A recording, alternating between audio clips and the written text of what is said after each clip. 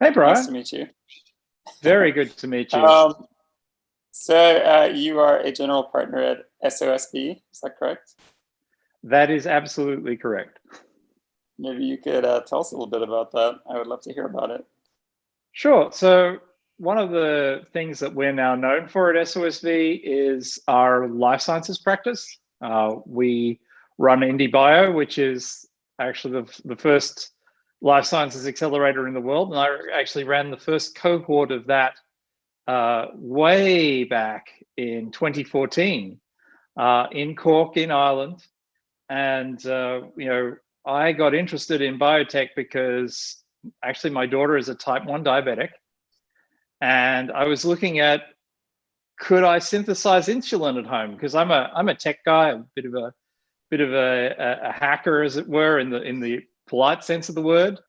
And I was thinking, like, if there's a supply problem with insulin, how do you make it? And just looking at that market showed me that the cost of doing biotech was coming down much faster than the cost of processing power. Like at the time that I looked at it in around 2012, 2013, before the accelerator, sequencing cost had come down 10 million fold in 12 years. That's a lot of discounting. That's a lot of democratizing. And so I went to the other partners and I said, guys, we got to do a life sciences accelerator. And in that very first batch, we had perfect day.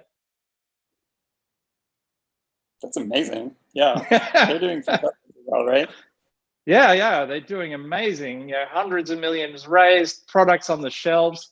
People were telling me I was totally crazy for taking them on. That it would take 20 years before a human would ever taste their product, and they got FDA approval, generally regarded as safe, full GRAS status, just last year, and you can go and get cow-free ice cream right now in the US. I mean, that's when we were doing this, that was impossible. Yeah, it's incredible how many of the food companies that are now sort of hot biotechs came directly from SOSV and Indie Bio. It seems like most of them, from my perspective anyway. It's kind of crazy because I think I heard the same thing. When you guys are starting, that'll never work. It's not enough money. It will take 20 years. These were like the common refrains that at least I heard about Indie Bio. And so it's good to see them dispelled at this point. Well, it's a common theme because I lived through the early 70s all the way through the 80s. I lived through the democratization of microprocessors. I remember hanging out for the first, compact portable computer. I remember hanging out for that first Toshiba laptop, and I used to fix them back in the day, right? I used to be in that area, and I just watched year on year how much cheaper and faster things were getting.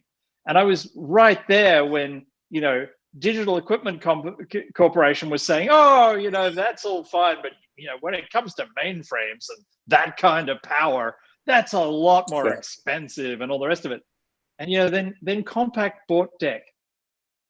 Like this upstart PC manufacturer, not even IBM, bought Digital Equipment Corporation. Having lived through that, it was just so obvious to me that this is happening in biology.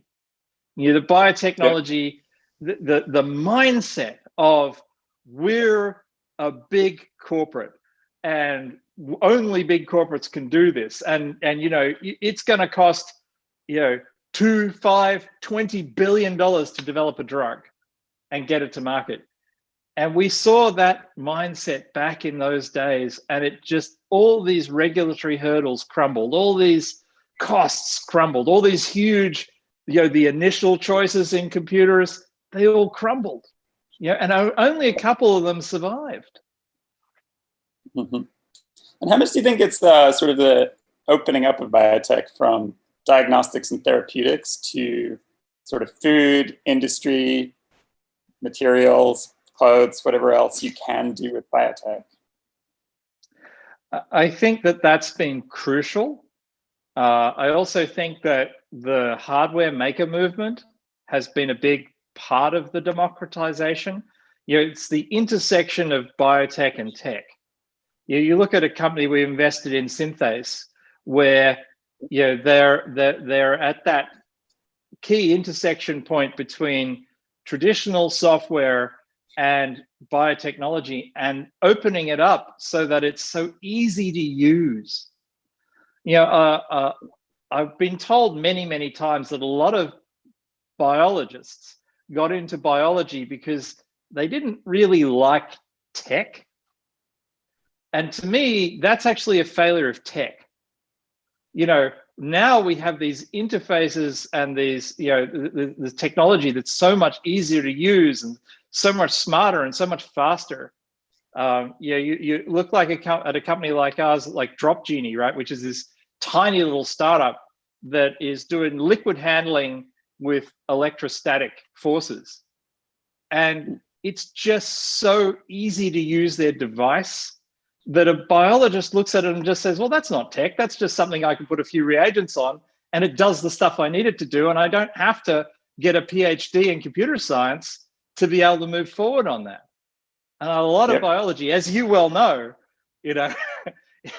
has been about, oh, well, unless you've got, 3 degrees, you're never going to make it. Yeah. I think DNA synthesis is a good example of that, because there are a lot of ways to clone things and recombine things and et cetera. But more and more, what you can do is actually just go to a synthesizer like Twist and say, this is what I want. This is the protein sequence I'm interested in. Just mail it to me. And then a lot of those problems just get shifted onto Twist and other synthesis companies, similarly to how a lot of software problems get shunted onto, Google and Microsoft and everyone else. Exactly. Google Cloud-Base just alleviates the need for back-end developer. It's just gone. Similarly, alongside Perfect Day in that first batch, we had another little Austrian company called Kilobasa, and they've just shipped yesterday. Or the other day. They've just shipped, right? And literally, they have an Nespresso machine for primers. You put the primer in, you give it the sequence, and apart from having the slowest lid closing system in the world, you'll get your primers within hours, as opposed to having to send it off to somewhere like Twist or anywhere else. And that's only going to get better and better, right? And again, the technology has to become invisible for the biotechnologists. And that's happening in a lot of ways. I mean, what you can do in silico now as a biologist without even having to go near the bench is pretty amazing. And you can do it in silico without knowing anything about the computer. Yep.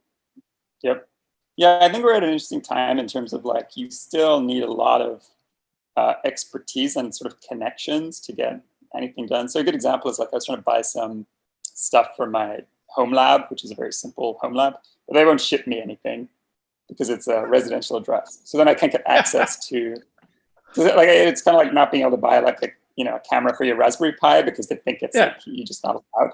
There's no good reason, right? It's just, you're not allowed.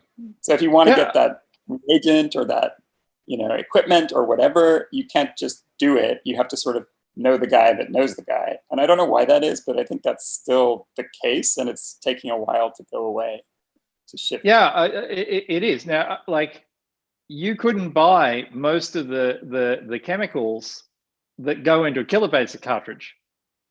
Yeah. You couldn't buy most of the chemicals that go into an ink cartridge for your printer, to be honest. Yeah. Right? And it doesn't matter, because as long as you buy the cartridge, who cares? And that's the thing, right? This is the transition that makes the big difference, in my view, is the true democratization is where the technology becomes invisible. Yeah, and I think one thing that may be the case is just literally the market size is we're just waiting for sort of the market to open up. So when you think about a company that does DNA synthesis, it sounds like a massive market because everyone needs DNA synthesized. But then you look at it, it's probably I don't know, 0.1% the size of Google in revenue or something. It's tiny. It's a tiny Sure. market, so why would they even bother, right? So we need some kind of growth in the whole sector. And I think that's actually like a key thing that IndieBio has helped with, is like, you know, expanding from just like, oh, what's DNA synthesis for? It's for like academic experiments. But if you can sort of transition to like, well, it's for making clothes in a different way or materials in a different way, then you can feel that these markets should open up a lot. Absolutely, and again, that's part of the premise. Like you want to pick the low-hanging fruit. You want to pick things that have a slightly shorter time to market when they're going into our accelerators. And you also want to give another pathway to very smart people that are very hardworking to realize their vision and their goals and their purpose, really. I often talk about the entrepreneurial covenant and the scientific covenant. And, in the academic and scientific covenant, the core organizing principle, if it's organized around one word, that word is doubt. And rightly so, right? Because without scientific method, it doesn't work. And without doubt, scientific method doesn't work. Whereas the entrepreneurial covenant is organized around conviction. It doesn't take very much doubt in a startup to kill it dead. And so you've got to give this facility to move between the two covenants seamlessly. Don't give up your credibility and your doubt basis. And at the same time, have conviction about the things you can have. Like, one of the things I've told so many scientists is have conviction about how hard you're going to work to solve the problem. Because every decent scientist that I know has worked damn hard to get there. And they're not afraid of hard work, right? And you can tell that to an investor with complete conviction, and you don't have to focus on the doubt, And that having that pathway it was just necessary. Back in 2014, it really didn't exist. And now it's a thing. Now, you can apply to get into IndieBio, and it will work. We've proven that ground. And, a question that I often ask, scientists when they're chatting to me about should they apply, shouldn't they apply, I say, well, in your position right now, how long do you think it'll be before you're in control of your own lab? And you literally see that 1,000-yard stare, and you can see them counting decades. And to me, that's not acceptable in today's world, right? If you have to count decades just to get in control of the lab, wait a second. But I think it's also interesting if you look back sort of historically, you do see people jumping ship from Stanford to Genentech like 30 years ago in order to just have more resources, do something sort of a little bit more practical, like put a drug into a human. You can't do that, right, as an academic.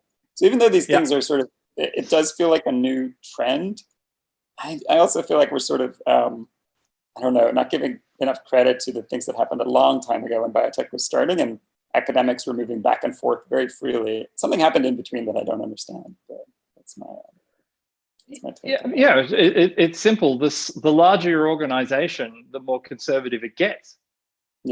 So like this is just a fact. Human organizations, as they grow bigger, they get risk averse. And so once something was porous, that gets less and less porous over time as you grow, and that's kind of inevitable. What's wasn't happening there was enough new startups. And frankly, back then, and frankly, back then it was so expensive to start up in biotech. It's no wonder. And this is what really and this is what democratization does, right? It's not just having the will. They had the will back then, and there was porosity and lots of good stuff, but there wasn't enough democratization of the tech. And enough what you can do of funding sources too, right? That was the other thing. Yeah, absolutely. You had to make it at that time. You couldn't just apply to IndieBio or an accelerator. There were no accelerators, so you just had to somehow know someone with access to like tens of millions of dollars, and it was very strange. Yeah, that doesn't happen very often. No, exactly, and that's the market gap. Yeah, it's funny. It's easy to spot a gap in the market. It's hard to make a market in the gap. You know, the amount of opposition that we got when we started doing the accelerators in biotech, and the amount of people who told us that we were just flat out nuts, it was really quite surprising. And I bet a lot of people are saying it's obvious now. That's kind of the way it works, right? It's like, of course it would have been a good way to make. But yeah, I remember at the time, probably I visited IndieBio San Francisco in 2015, and there was a lot of, people were telling me not even to bother going.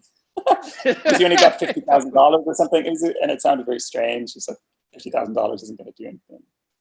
Exactly. But I did want to make one other point. We did have to bump that up to like 250K, yes, right? Yes, that did have to bump that.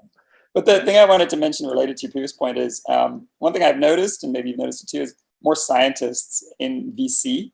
So previously, if you're selling your biotech, you sort of had to spin it in a way that was very counterintuitive or difficult for scientists because you weren't speaking the same language. But now many of the partners that I see in these tech VCs that fund biotechs have PhDs and actually like understand when you say the risk is 37% or whatever, or something very scientist. They don't balk at that, and they don't think, oh, this guy is full of self-doubt, he'll never make it. They actually sort of register it in the appropriate way.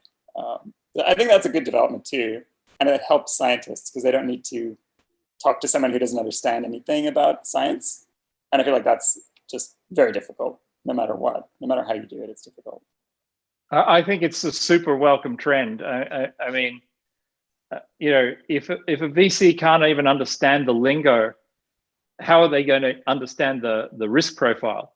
Again, though, it's important also for those scientists that go into VC to fully understand the relationship between doubt and conviction, because I've also seen scientists say a lot of no's, and then those VCs go on to make a lot of non-investments, like just don't do it. And then there are other VCs that are making investments and they're kicking goals. You know, one of the things that, as you know, when you take a scientist, they've got to understand shifting covenants, because in the startup, it's as much about building a company as it is about making a technology work and getting that technology to market. And the building the company part is super prosaic, and it has to be done. And it has to be done by the people who understand the technology, in my experience. Because I see a lot of scientists who pair up with a business person, and because the business person has no clue about the true requirements, the true risk profile, or any of that, you know, I think a huge part that matches or balances this out is that more scientists becoming true entrepreneurs, as well as more scientists joining VCs or becoming investors. I think that's, you got to get both mixes right. Yeah, and I think it comes back to like, well, scientists love information, and I think a common sort of perception is that there's something about starting a business that the business people know and we don't know, so you need them to do it for you. But I feel like in the last few years, people start writing down what are the steps, and then once you can sort of explain it in steps, then it becomes much more tractable, because then you can see exactly what you need to do, and you can see, especially like other companies like Perfect Day and others, like following that plan and making it work, and that just gives you confidence, right? Because that's they can do it. Absolutely. Yeah, and beyond breaking it down into steps, you've got to become storytellers. Yeah. Right. Like when you can tell it as a story and make it meaningful and add emotion back into it after you've validated it and you've broken it into steps, when you can turn that into a compelling story, then you've really got it. You know, because there are things that are strongly in common between the two covenants. And one of those things that's strongly in common is curiosity, is the want to find out and to move things forward. That is powerful. And that motivator is actually perfectly paired with storytelling, because it's stories that inspire us, and it's stories that actually convince us. I mean, we make no matter how much data you have, you make the decision with your emotions because you're a human being. Right. Yeah, you can't help that. And well, people you like, right? When they pitch, you react differently just because you like them.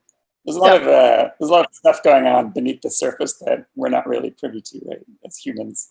But yeah, you got to use it, whatever it is. Oh, absolutely. So yeah, like, what do you think people when they're pitching? What do you think scientists do wrong in that case? Oh, I see that all the time, right? Because every new batch that comes in, we get out of academia pitching their stuff, and you cannot. A pitch is storytelling, and you've got to be touching people. Like, you've got to be touching to people, not telling. Don't touch them. Don't touch them, but be touching. If you see what I mean. But what you can't be is telling. Like, and the number one mistake that I see scientists make with each other, as well as with investors and everything else, is just to tell people and tell until people's eyes glaze over and they lose the will to live. The learning, debate and lecturing does not prepare you for pitching.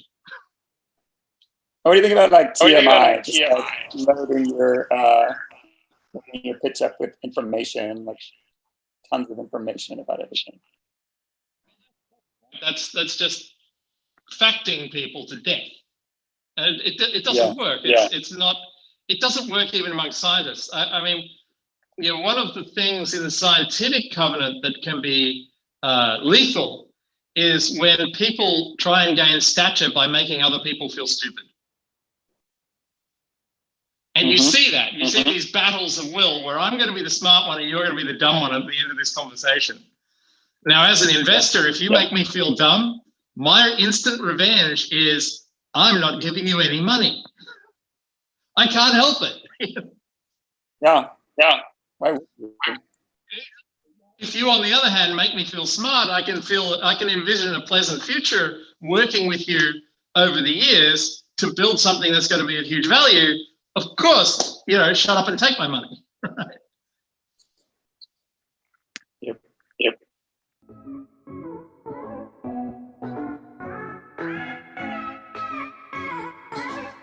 This first 6-12 months of Hexagon. So yeah, these days it's sort of more of a process than I think it was, especially at least in the Bay Area and more everywhere, honestly. So the process is that you have some kind of core group that knows how to solve some kind of problem or has some idea, usually coming out of academia, but not necessarily, often coming out of companies too.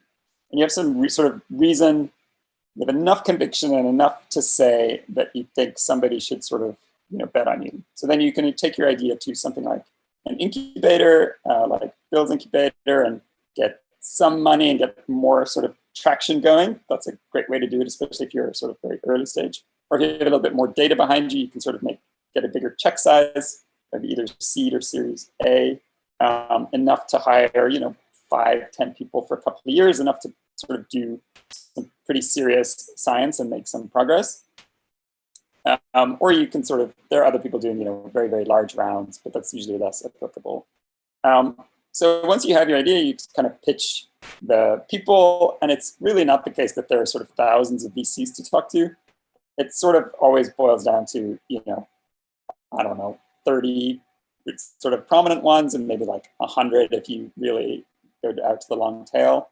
But it doesn't take that long, I don't think, to sort of figure out what it is they want to see from you or what you need to say. And then that process might take, a month, it might take 6 months. It really depends on how efficiently you do it, but also how much you have behind your idea. So that's kind of like the start. And there's, the amount of money you take in at that point and the valuation of your company at that point varies wildly depending on a lot of factors. But that's sort of enough to get you started. And then, so more recently, we raised a pretty large round. This is our Series A. Other companies might call it a Series B. It's sort of up to you. Part of the reason we call it a Series A is because in biotech, you just get more, just larger checks, because especially if you're doing something with therapeutics, you know that you're going to need to spend a lot of money to get into the clinic, and it sort of like just makes everything bigger. So that process is very similar to the raising a seed process. You sort of meet the same people and some sort of like different people.